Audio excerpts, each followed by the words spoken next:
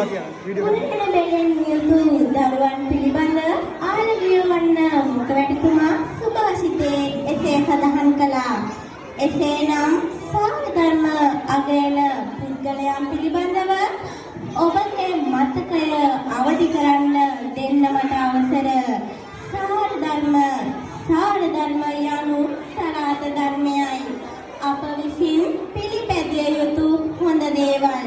ගුරුවරුන්ට කීකරුව හැසිරවීම, දෙමාපියන්ට සැලකීම, යහපත් වචන කතා කිරීම යන ආදී දේවල් වලින් පිරුණු හෙළ සංස්කෘතියක් අපට දක්නට ලැබේ.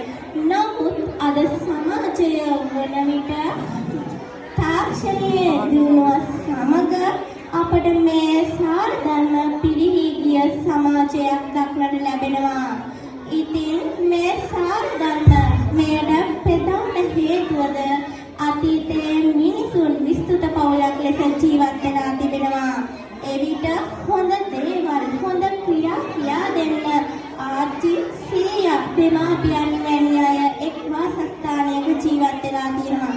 නමුත් වර්තමානයේ වන විට මේ න්‍යෂ්ටික පවුලක් ලෙස පරිවර්තනය වී තිබෙනවා. එම නිසා මේ දෙමාපියන් සහ දරුවන් පමණක් වාසස්ථානයක ජීවත් වෙනවා. එමගින් අපට සාරධර්ම පිරිහි ගිහින් තිබෙනවා. දෙමාපියන් කාර්යබහුල වීම සමග අපට හොඳ දේවල්, හොඳ ක්‍රියා අපෙන් නිදී ගිහින් තියෙනවා. ගොඩක් කුඩා කල ළමුන් දුරකථනයට ඇබ්බැහි වී තිබෙනවා.